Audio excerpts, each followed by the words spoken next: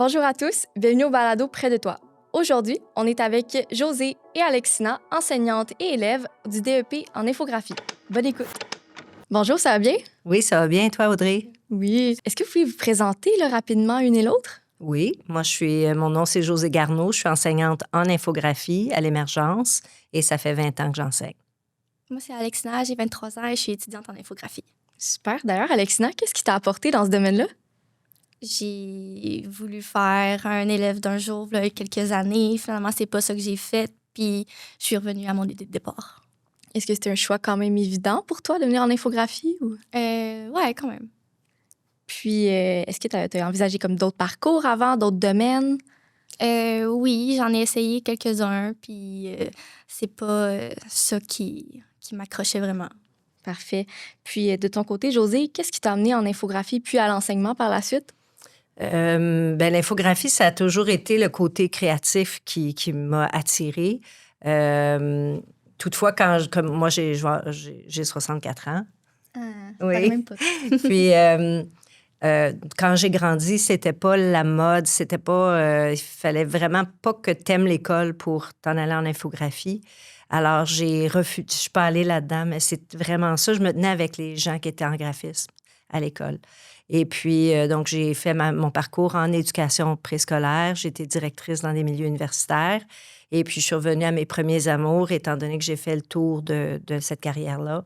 Je suis revenue à mes premiers amours. Je suis allée étudier en animation 2D, 3D. Et ça m'a amenée en infographie, pas infographie 2D.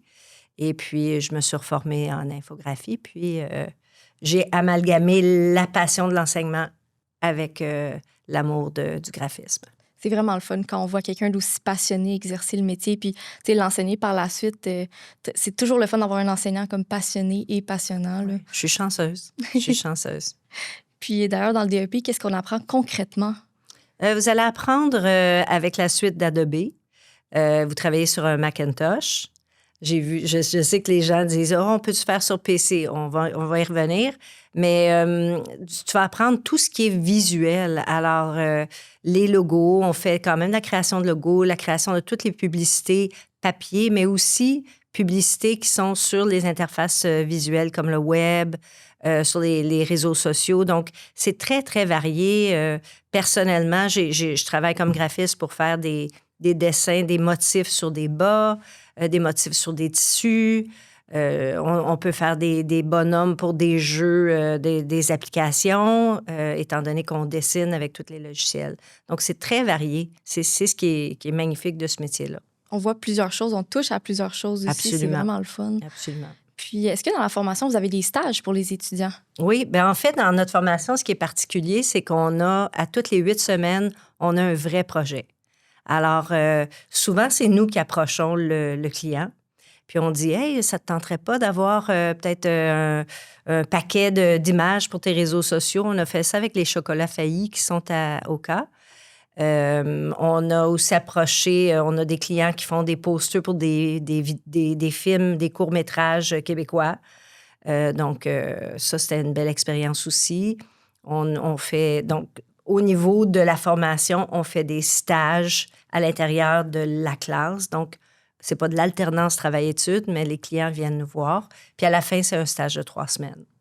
En entreprise. En entreprise. Mais l'avantage de nos élèves, c'est qu'ils ne sont pas, je ne veux pas dire verts, là, mais ils ne sont pas juniors. Parce qu'ils ont quand même 5 ou 6 vrais projets qu'ils ont fait puis qu'ils ont amené à terme durant leur formation. Donc, lorsqu'ils vont en stage, ils ont quand même un peu d'expérience. Ils ont quand même beaucoup de compétences aussi qu'ils ont acquis durant les mois d'école.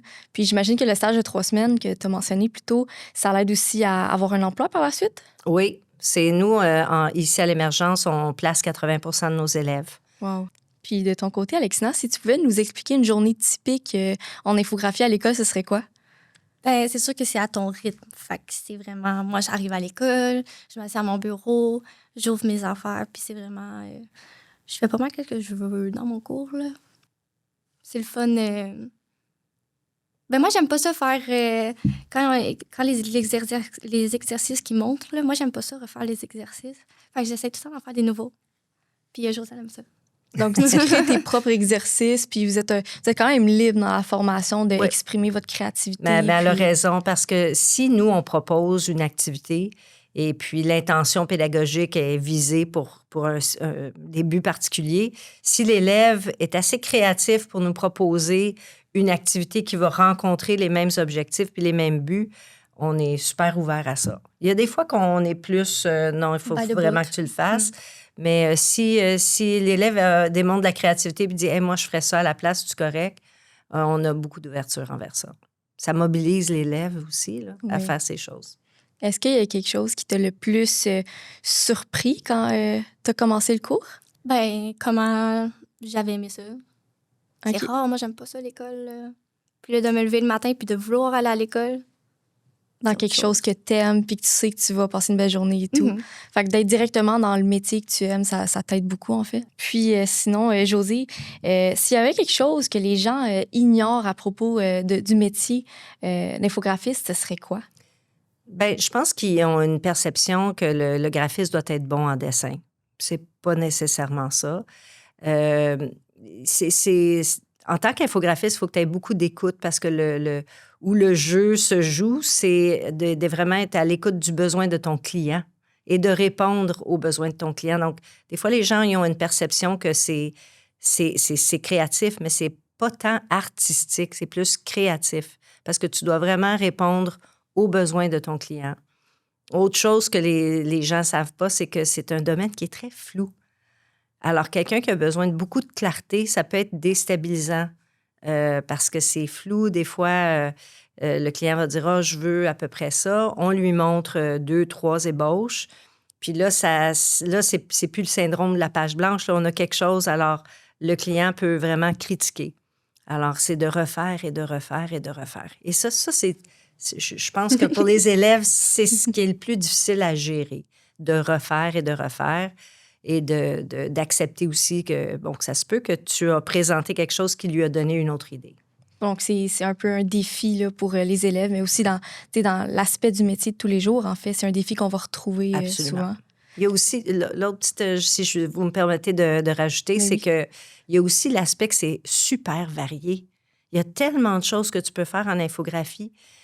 C'est tout ce qui est visuel. Donc, c'est vraiment très, très amusant pour quelqu'un qui n'aime pas la routine.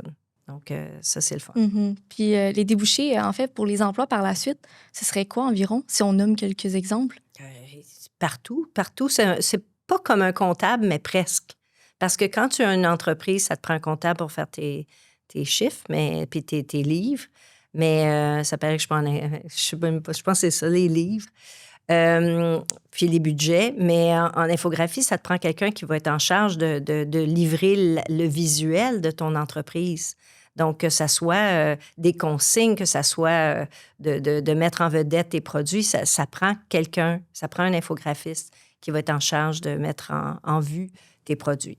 Donc, c'est vraiment dans n'importe quel domaine, il va y avoir de l'infographie quelque part. On a des élèves qui travaillent chez David Stee, on a eu chez Procure, on a eu chez Linen Chest, on a eu dans les imprimeries.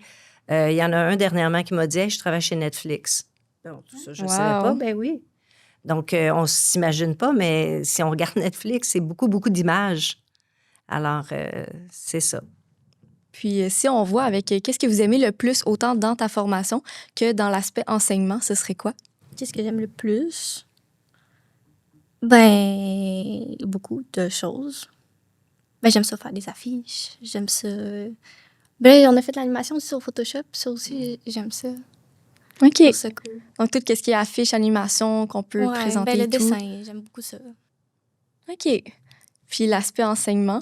Bien, étant donné qu'on est un programme en individualisé, l'enseignant, lui, doit connaître toutes les compétences. Je suis expert en certaines compétences, mais il faut que je maîtrise tout.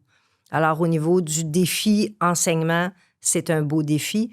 Puis j'ai à chaque élève qui vient me poser la question à côté de mon bureau, bien, ils ont chacun une façon d'apprendre. Alors, le côté créatif est encore sollicité parce que la personne que elle apprend peut-être visuellement ou de manière auditive. Peut-être qu'il faut que je lui montre, peut-être qu'il faut que je la regarde travailler. Donc, il y a différentes façons d'enseigner. Donc, c'est ce que j'aime le plus. C'est vraiment, surtout quand je vois que les lumières ont allumé en arrière, ils sont comme, ah, ça, c'est quand même un bon sentiment là, de voir que l'élève a compris puis qu'il est même allumé avec ce que tu viens de lui expliquer. Donc, ça, c'est le fun. Oui, puis tu sais, j'imagine aussi développer les techniques différentes là, pour, comme tu mentionnais là, tantôt, pour chaque élève qui apprend à sa manière, qui fonctionne différemment. Donc, plein d'aspects différents à s'adapter aussi. Absolument.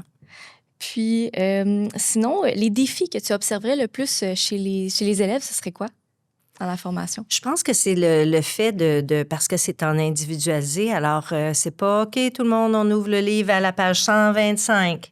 Donc, si on est un peu dans la lune, on peut toujours regarder chez notre voisin, demander un peu. Ils ont vraiment chacun leur horaire. Alors, on devient... ça ressemble plus au milieu du travail, je trouve. Parce qu'au travail, quand on te donne un job à faire, bien, tu peux aller demander à quelqu'un. Puis il y a beaucoup d'entraide dans la classe. Ça, c'est beau à voir. Mais tu as ton travail à faire toi-même. Donc, tu peux consulter ton directeur de plateau ou ton enseignant dans ce cas-ci, tes collègues, mais tu dois gérer ton horaire. Puis, en tant que prof, enseignant, on doit leur offrir des outils pour les aider à se gérer puis de devenir un petit peu plus autonome au niveau de leur gestion de temps. C'est ça que j'allais dire. On développe beaucoup l'autonomie, dans le fond. Absolument. Parfait. Puis ça l'aide aussi pour n'importe quel métier par la suite, puis dans le futur, dans toutes les sphères de la vie, au final. Là. Tout à fait. Puis sinon, au niveau des logiciels que vous utilisez au quotidien, est-ce que vous pourriez nous en noter quelques-uns? Ben, Photoshop, InDesign, Illustrator. On utilise beaucoup Canva aussi. Oui, vous utilisez beaucoup Canva? Ben moi, je sais. Non, mais je sais, j'ai vu d'autres personnes utiliser pas mal Canva aussi. Canva devient une interface c'est très collaboratif, ce logiciel. C'est le petit bébé de nos logiciels, dans le sens que tu vas pouvoir faire quelque chose qui a de l'allure, mais la création d'images, tu vas le faire ailleurs. Tu peux pas encore faire de la création d'images dans Canva. Non, je pense pas. Mais il y a un petit peu de AI, là, d'intelligence artificielle dans le logiciel Canva, là, surtout la version que tu as payée. Est-ce que c'est quelque chose que vous aimez, l'intelligence artificielle qui arrive? Ça dépend pourquoi? Comme dans quel aspect? Ben, moi, je trouve ça plate quand il y a un projet réel qui vient à l'école, puis que la personne qui a utilisé le IA remporte le projet, tandis que l'autre personne s'est donné beaucoup plus de travail à la main ou quelque chose comme ça qui remporte. OK. Si je peux dire. Ça, c'est mon opinion. Hein. Oui, bien, je suis contente. Puis ça a une valeur. Moi, je suis plus dans l'accueil complètement. Parce que si on ne l'utilise pas, justement, on va se faire clencher par ceux qui l'utilisent. Donc, il y a une façon éthique d'utiliser l'intelligence artificielle.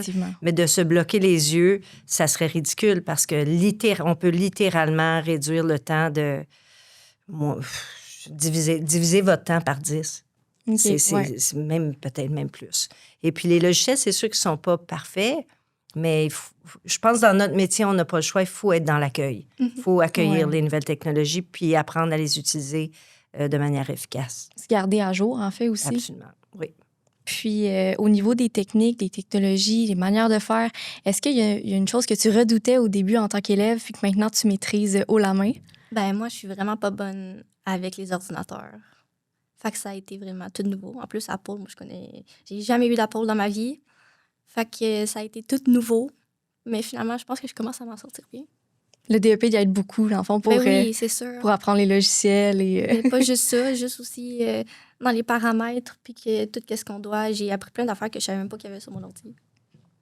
Mais c'est le fun, puis c'est un peu comme je mentionnais, ça l'aide pour toutes les sphères de la vie ensuite. Tu es une élève c'est une élève qui est très, très rigoureuse. Donc, quand on donne la théorie, elle va y aller à fond. Puis moi, je me souviens, la première fois que je suis arrivée à ton poste, puis tu avais changé l'allure de ta souris, tu avais vraiment tout paramétré, ton milieu de travail, qui est ton poste de travail. J'étais vraiment impressionnée. J'avais rarement vu ça. Tu as vraiment appliqué la théorie directement à ton poste de travail pour que tu sois efficace. La souris, j'avais pas le choix. Il y avait la souris, la vitesse, tout. Non, vraiment, là, c'était... On met en pratique direct ce qu'on apprend. Oui. Puis, on va passer à des petites questions un peu épicées, si je peux dire. Okay. Puis, donc, Josée, est-ce que c'est payant cette formation-là, ce métier-là dans l'infographie? Oui, c'est payant. Ça dépend de l'effort que tu vas mettre. Parce que mon jeune qui a travaillé chez David Stee, on a eu 2, en fait, faisait vraiment beaucoup de sous. Les 2, beaucoup de sous. Ensuite, il y en a un des 2 qui est allé travailler pour les Rockets de Laval. Donc, c'est les Canadiens de Montréal, ça. Ça aussi, c'est payant.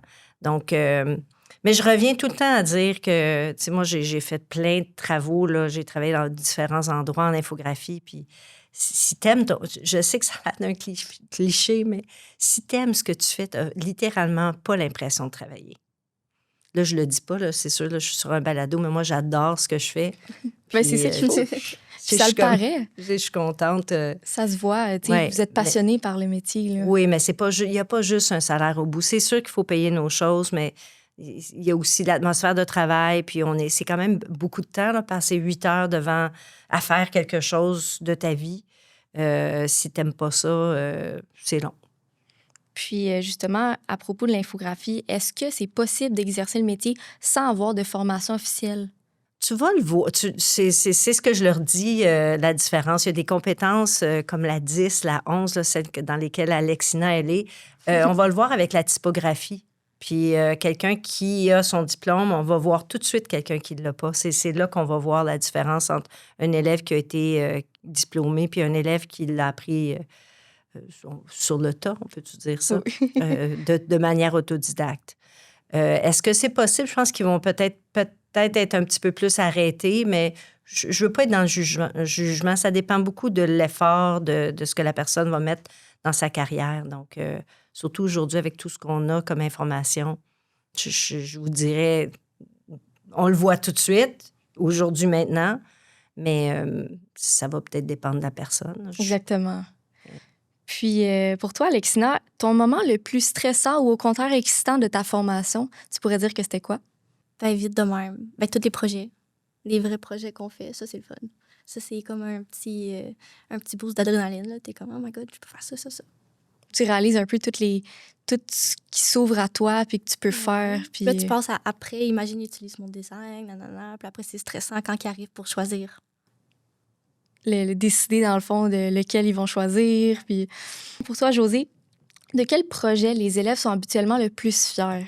C'est les semaines projets. Leur création, c'est sûr, mais les semaines projets, c'est très valorisant, même quand ils ne gagnent pas. On le voit que c'est dans le processus parce que c'est sûr qu'il y a un projet qui va être imprimé puis qui va être choisi, mais le processus est valorisant aussi, puis ils apprennent à se découvrir parce qu'ils travaillent en équipe. Mais je pense que c'est là que c'est le plus payant, qu'on voit vraiment la fierté. Puis quand on affiche, là, tantôt, là, on a justement fait un projet, puis les affiches sont immenses. Là. Je pense qu'ils ont 4 pieds 4 par 4 ou 4 par 5 pieds, là, chaque affiche. Alors là, de voir, même moi, en tant qu'enseignante, j'étais comme « wow ». C'était vraiment un bel impact. Donc, quand on accroche les œuvres aussi, il y a une belle marque de « ils sont fiers », on voit la fierté. Ah, c'est le fun. Puis justement, en tant qu'enseignante, vous devez aussi être fière de voir les résultats un peu que vous mentionnez. Puis... Je dis toujours, c'est pas important que moi je sois fière, mais je le suis. Mais c'est beau, là, quand ils font des belles œuvres, surtout d'avoir vu leur processus. Puis souvent, les élèves qui progressent le mieux, c'est qu'ils sont à l'écoute aussi des experts qu'ils ont en classe. Vous avez ils ont 2 enseignants qui ont beaucoup d'expérience. Donc, quand ils ont une ouverture à essayer ce que nous, on suggère, on le voit, là, la progression, puis eux autres aussi le voient. Donc, c'est beau à voir. On va maintenant passer à des petites questions en rafale sous forme de ça ou ça. Vous allez pouvoir répondre les 2 le plus vite que vous pouvez. Donc, Mac ou PC? Mac. Illustrator ou Photoshop? Illustrator. Travailler le jour ou le soir? Jour. Jour aussi. Café ou musique pour rester concentré? Musique. Créer des logos ou des affiches? Les 2. Impression papier ou contenu web? Papier. Je sais pas. Travailler seul ou en équipe? Seul. Un 50-50. Ouais. les 2, je pense que tu pourras jamais travailler seul en infographie. Il y a toujours une équipe derrière. Inspiration Pinterest ou Instagram? Pinterest. Recevoir un brief très précis ou avoir carte blanche? Carte blanche. Moi, j'aime le défi des deux. D'avoir, pas très précis, mais avoir une ligne directrice. Je trouve ça le fun parce que des fois, le malaise ou la zone d'inconfort, elle peut t'amener ailleurs. Ouais. OK. Sinon, la meilleure typographie. Aïe, aïe, ça, c'est des heures de plaisir. Je viens de découvrir une nouvelle. Elle s'appelle Sophia, elle est tellement belle. Oui. Donc, il en existe quand même plusieurs. Mais là. j'ai été souvent... j'aimais beaucoup Gotham, là, mais là, je la trouve trop ronde. Là. Mais j'aimais beaucoup Gotham. Urbaniste aussi, je trouve ça beau. Donc, vous changez quand même Oh, oui, souvent. c'est un monde merveilleux, là, les polices. À la recherche des polices sur Internet aussi, ça, c'est le fun, la chasse, là. Ah ouais? Oui. Puis, la pire typographie, ce serait quoi? Comic Sans. Je les connais pas, le nom. Ça, je la connais par contre. Là. Et voir son design imprimé ou en ligne? Les deux. Les deux. Une fierté, les deux, Oui. dans le fond.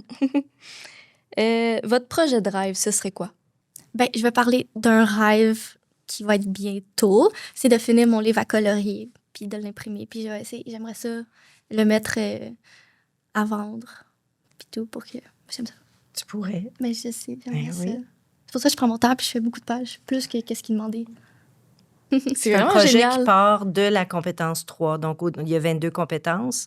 De la compétence 3, ils peuvent, s'ils ont du temps, à le faire. Puis, ce qu'ils font, c'est qu'ils font le livre à colorier durant toute leur formation. OK. Puis après ça, on le finalise. Puis pour toi, projet de rêve? J'ai vraiment fait beaucoup de choses. Je pense que j'ai goûté à faire des personnages pour une application de jeu. Ça, je l'ai fait, mais j'aimerais ça le refaire. J'ai fait beaucoup de motifs pour des tissus. Donc ça, je l'ai fait, mais j'espère de continuer à le faire. Ça, j'adore faire ça. Alexina, qu'est-ce que tu donnerais comme conseil à quelqu'un qui débuterait sa formation? Ben, de prendre son temps. Là. Oui, c'est à ton rythme, puis tu peux avancer pas mal comme tu veux, mais si tu comprends pas quelque chose, va vraiment chercher l'aide de tes professeurs, parce qu'ils sont là pour ça. Puis de ton côté, Josée, comme conseil à quelqu'un qui hésiterait à s'inscrire au programme? De venir faire un élève d'un jour, c'est vraiment payant si tu le fais, toi aussi. Je pense que tu peux, que ça soit dans n'importe quel métier, mais en infographie, on va vous mettre vraiment en action. On a eu une élève d'un jour aujourd'hui, puis elle a vu la présentation là, de tous les projets, donc tu peux pas être plus dans l'action que ça. Ça serait mon grand conseil. Puis d'y aller avec ouverture, poser des questions. Mais un élève d'un jour, c'est vraiment génial. C'est la clé. Oui. Donc, vraiment super. Ça conclut notre belle rencontre d'aujourd'hui. Ça a été vraiment un réel plaisir d'en apprendre davantage sur le DEP là, en infographie. Puis, si jamais il y a quelqu'un d'intéressé qui veut s'inscrire, c'est où est-ce qu'il faut qu'il aille? Il peut aller sur le site de l'Émergence, s'inscrire à un élève d'un jour, puis venir faire un tour. Parfait. Un grand merci. Merci à vous.